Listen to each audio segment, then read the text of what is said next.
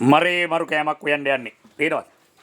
බැලු බැලනට තඩි වුණාට නෑ මේක තඩි නෑ. මේක පොලොස් කිරියක්. කොස් කිරියක් නෙවෙයි පොලොස්. එන්න. ඕන කරන දේවල් ටික ගත්තා. දැන් මෙන්න මේක කපලා කොහොල්ල අයින් කරලා සුද්ධ කරගන්නේ තමයි වැඩේ තියෙන්නේ. මල කෙලිය.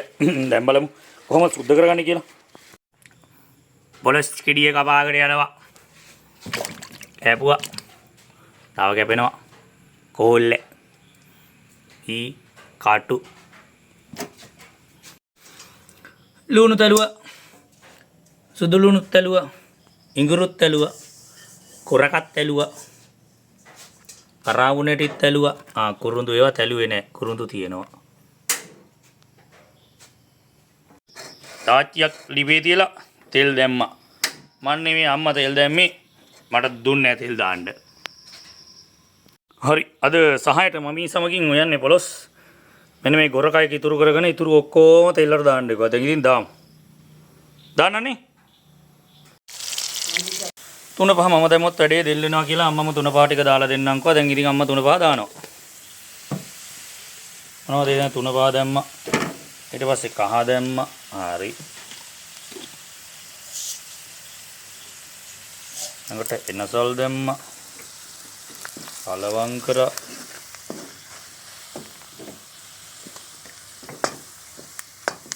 කම්මිරි සුද්දෙම්ම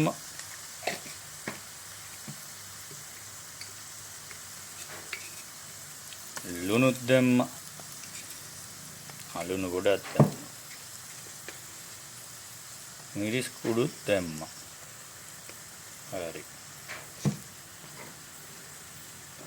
ගොරකක් දැම්ම කලවම් කරා හරි දැන් පොල් කිරි දාන වේලාව ඔන්න එහෙනම් පොල් කිරිත් දැම්මා.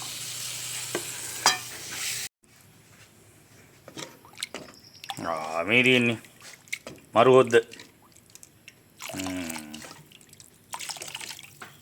දැන් මෙන්න මේ පොලොස් කෑලි ටික ප්‍රෙෂර් කුකර් එකේ මෙන්න මේ කෑල්ලට දාගන්න යන්නේ. හොඳ. දාගමු. දැන් මෙන්න මේක අරගෙන ආඹෝ මෙන්න මේකට දාන්න කියලා අම්මා කිව්වා. එහෙනම් දාන්න. ෆෝන් එක අල්ලන් හිටියොත් එහෙම දාන්න වෙන්නේ නැහැ නේ. මෙන්න මේකට දාමු.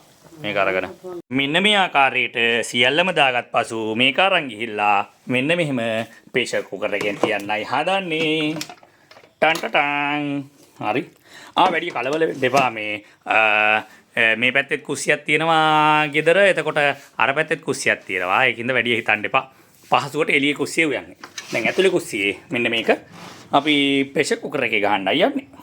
ප්‍රෙෂර් කුකර් එකට මෙන්න මේක දාලා ප්‍රෙෂර් කුකර් එක ඔන් කරලා මෙන්න මේ ආකාරي මෙන්න මේක දාගන්නවා. රයිට් විනාඩි 32කට කරනවාම හරිද? හරි. ඔන්න දැන් ඉතින් විනාඩි 32ක් බලාගෙන ඉන්න තමයි තියෙන්නේ. මාදරිනේ හිතෝතුනි තව ටිකේ මල කෙලියයි. ඔක්කොම දැන් මා කරපිච්ච දාන්න බැරි වුණානේ.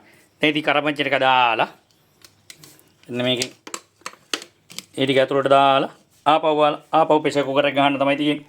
රයිට්. පොලොස් එක වැඩේ හරි. දැන් ඉතින් කණ්ඩායි තියෙන්නේ. ටටං ටටටං.